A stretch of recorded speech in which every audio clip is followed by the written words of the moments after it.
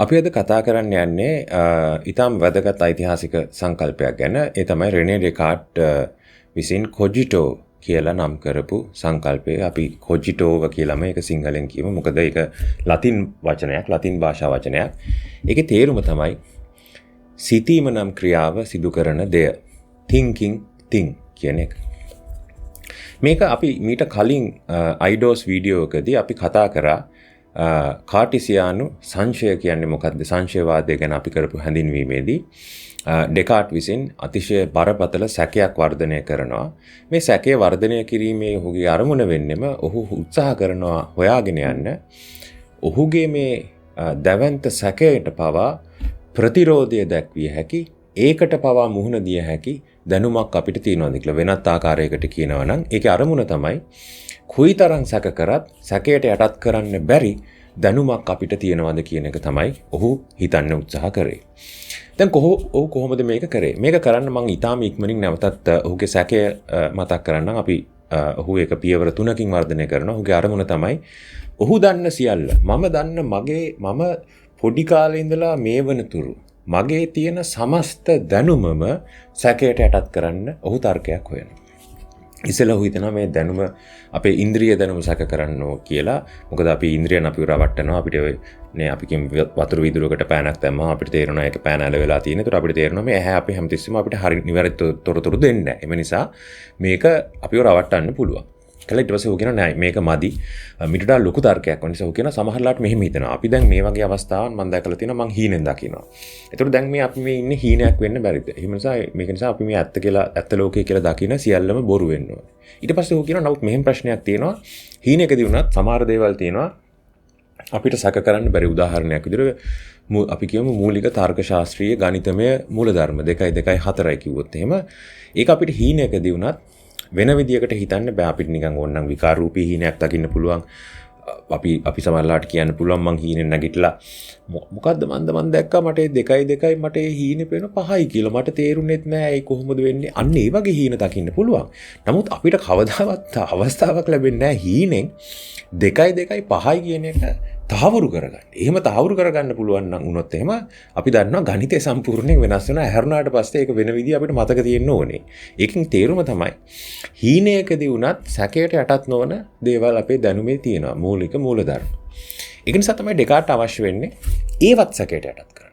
අපි හිතන 2 2 4යි අවිසංවාදී මූලධර්මය වගේ මූලික ගණිතමය තර්කශාස්ත්‍රීය සංකල්ප පවා වලිවර ඒ වෙයිදී පවා අපි වැරදි කියලා එයාට හිතන්න ඕනේ. ඒක එක ඇතුළුව සියලුම දේ වැරදි. එතකොට මෙන්න මේකට ඩෙකාට් අවසානයේ තර්කයක් ගේනවා. ඒක ඓතිහාසිකව හඳුන්වන්නේ evil genius කියලා. ඔහු කියනවා යම්කිසි බලගතු දෙවි කෙනෙක් වගේ කෙනෙක් සමහරට ඉන්න බැරිද මාව මවල තියනවා. ඔහු මාව මවල තියෙන්නේ ඔහු හිතාමතා මගේ දැනුම හැම තැනකදීම වැරදෙන විදියට තමයි හදලා තියෙන්නේ. එතකොට ඒක නිසා මම 2 2 4යි කියන එක ඇත්ත කියලා හිතුවට ඇත්ත වශයෙන්ම ගත්තාම 2 2 4යි ඇත්ත නෙමෙයි. ඒක ඔහු මාව රවට්ටලා තියෙන විදිය. ඒතර මෙන්න මේ තර්කය යටතේ තමයි ඔහු ඊළඟට කල්පනා කරන්නේ හරි දැන් ඔන්න මම හොඳ සැකයක් හැදුවා. ඒ සැකයට අනුව මගේ මුළු මහත් දැනුමම මම දැන් සැකයට යටත් කරලා තියෙනවා. එතකොට අපිට එහෙමනම් දැන් හමු වෙනවද මේ දැවැන්ත සැකය හමුවේ පවා සැක කරන්න බැරි දෙයක් කියන එක. මෙන්න මෙතනදී ඔහු කියනවා ඇත්ත වශයෙන්ම එහෙම දෙයක් අපිට තියෙනවා. ඒ තමයි මම මේ මොහොතේදී සිතමින් සිටිනවා කියන එක. සමහර විට ඔබ අහලා ඇති මේක දැන් මේ කාලේ ටී-ෂර්ට් වල ගහලා තියෙනවා, කාර් වල බම්පර් ස්ටිකර් වල ගහලා තියෙනවා. බොහොම ජනප්‍රිය පාටයක් තමයි මම දැකලා තියෙනවා. සමහර මේක Facebook එකේ තමන්ගේ හැඳින්වීමේ දාගෙන තියෙනවා. ඒ වාක්‍යය තමයි ඩෙකාට්ගේ ඓතිහාසික වාක්‍යය. I think therefore I am. නැත්නම් ඔහු ලතින් භාෂාවෙන් ලිව්වේ. ඔහුගේ ලතින් ආකාර මම ලතින් භාෂාව දන්නේ නැහැ. නමුත් ওই වාක්‍යය මම දන්නවා. ඒකේ තියෙන්නේ cogito ergo sum කියන. ඒක තමයි මම සිතමි එනිසා මම පවතිමි කියන එක. මොකද්ද මේකේ තේරුම? ඔහු කියන්නේ දැන් අර යක්ෂය දෙවියන් මාව හැම එකකදීම රැවට්ටුවත් දැන් මම රැවටීමට හැකියාවක් දෙන්න එපයි. මොකද රැවටීමට හැකියාවක් තිබීම සඳහා මූලික කොන්දේසිය. ඒකෙදි මම හිතමින් ඉන්න ඕනේ. මම හිතමින් හිතන්නේ නැති මොහොතේදී රැවටෙන්නේ නැහැ. එතකොට එම නිසා එම දෙවියන්ට එම බලගතු දෙවියන්ට මාව හැම කරුණකදීම රවට්ටන්න උවමනා නම් පූර්ව කොන්දේසිය තමයි මම හිතීමේ නැත්තම් රැවටීමේ හැකියාවක් තියෙන කෙනෙක් වෙන්න ඕනේ. රැවටීමේ හැකියාවක් තියෙන්නේ හිතන්න පුළුවන් මිනිස්සුන්ට. මගේ මේ මේසෙට රැවටෙන්න බෑ. මට රැවටෙන්න පුළුවන්. ඒ මොකද මට හිතන්න පුළුවන් නිසා. එම නිසා ඩෙකාට් කිව්වා අර දෙවියන්ට පුළුවන් මගේ හැම දැනුවක්ම අයින් කරන්න මගෙන් ඉවතට ගන්න. හැබැයි ඔහුට බෑ එක දෙයක් මගෙන් ගලවන්නේ තමයි මම සිතමින් සිටිනවා කියන එක. ඒක නිසා තමයි ඔය ඓතිහාසික සෞත්‍රික වාක්‍ය ඔහු කියන්නේ මම සිතමි එනිසා මම පවතිමි. සිතීමක් ලෙස මම පවතිනවා. මේක තමයි සැක කරන්න බැරි පළමු දැනුම. මේක තමයි ඩෙකාට් කිව්වේ කොජිටෝ කියලා. එහෙම නැත්නම් පසුකාලීනව මේක පරිවර්තනය වුණා සබ්ජෙක්ට් කියලා. වෙනත් අපි මේක සිංහලට නගන්න පුළුවන් ආත්මය කියලා. දැන් මේ තර්කය මේක අතිශය දැවන්ත පෙරලියක් නූතන දර්ශනය සිද්ධ කරනවා. ඇත්ත වශයෙන්ම කියනවා නම් මේකෙන් තමයි අර ඓතිහාසිකව ඇරිස්ටෝටලියානු ග්‍රීක පාරභෞතික විද්‍යාවෙන් දර්ශනය කැඩෙන තැන නූතන දර්ශනය ආරම්භ වෙන තැන මොකක්ද ඒකේ වෙන පරිවර්තනය.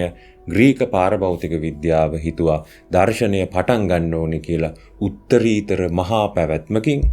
ඒක නිසා ඒක අවසානයේදී ප්ලේටෝ කිව්වා අයිඩෝස් අපේ නාලිකාවේ නම අයිඩියාස්. එහෙම නැත්නම් ඇරිස්ටෝටල් කිව්වා ෆයිනල් කෝස් නැත්නම් ගෝඩ් දෙවියන් කියලා. ඒ වගේ උත්තරීතර මහා සංකල්පයකින් තමයි දර්ශනය ආරම්භ වෙන්න ඕනේ කියලා.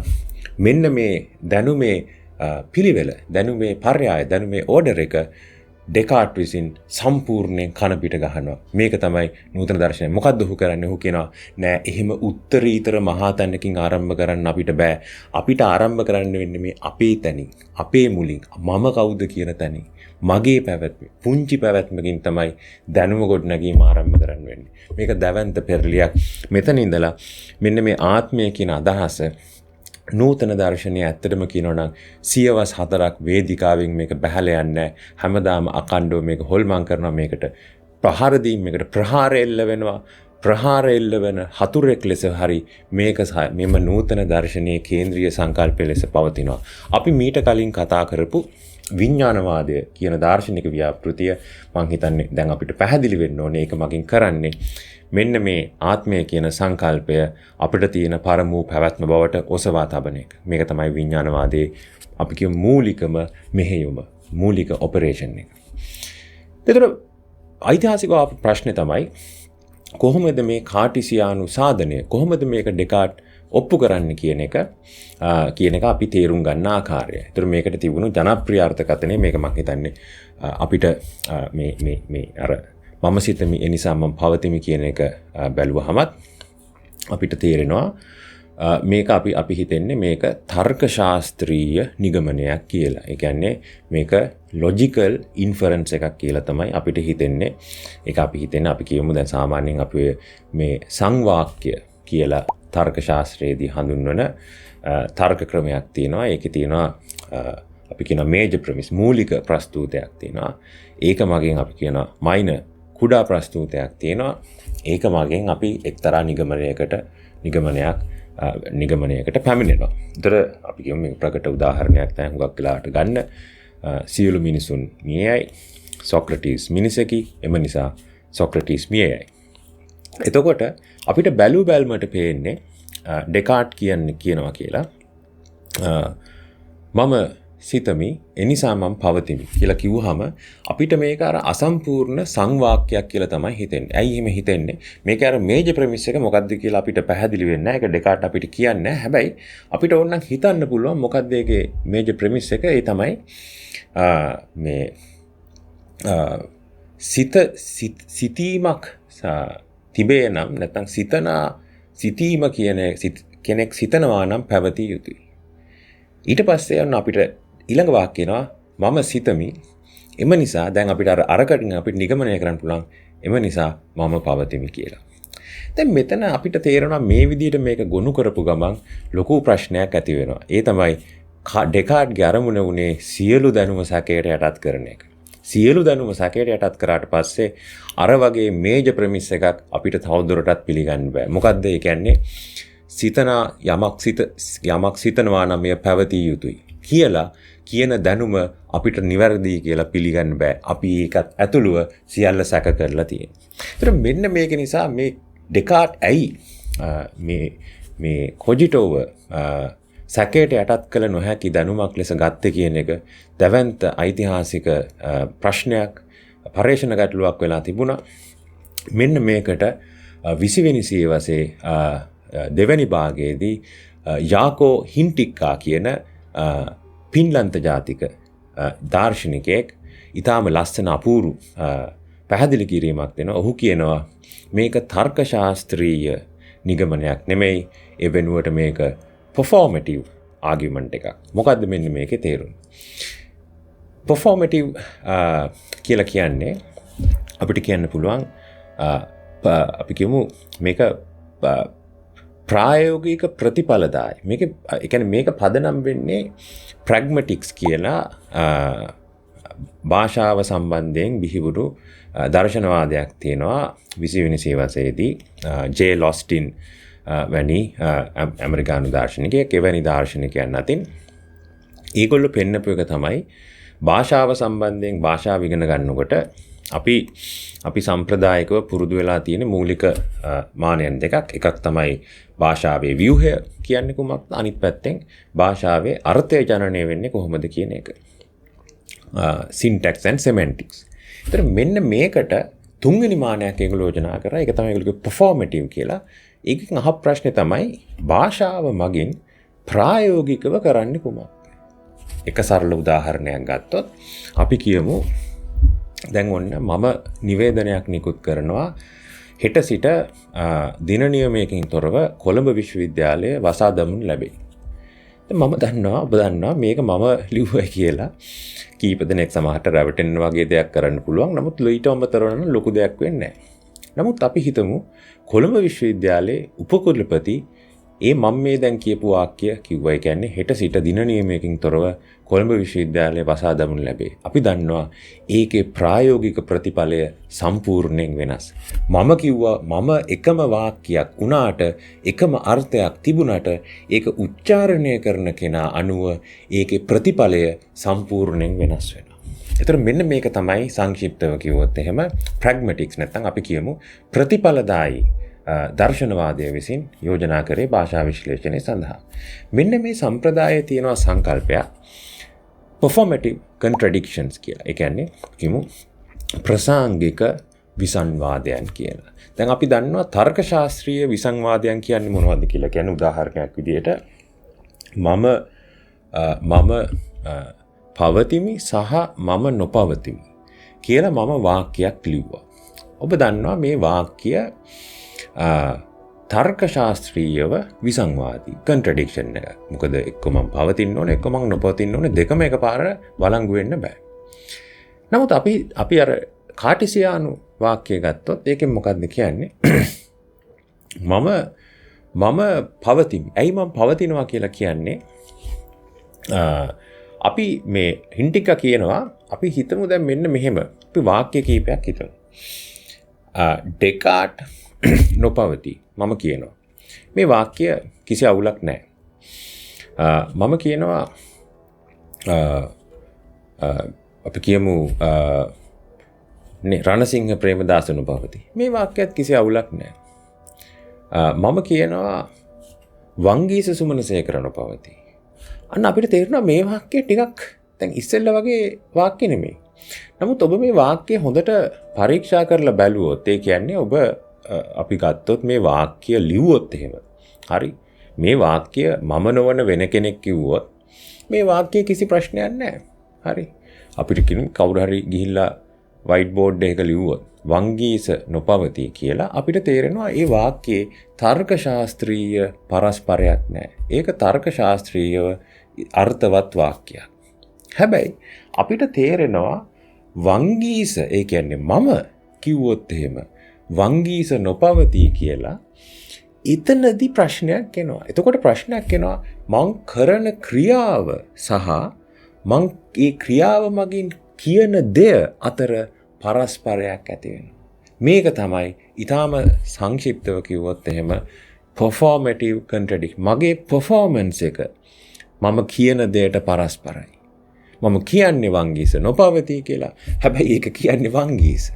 ඒතර මෙන්න මේ අදහස නමුත් මේ වංගීස ඒක අදාළ වෙන්නේ වංගීසට පමණයිනේ.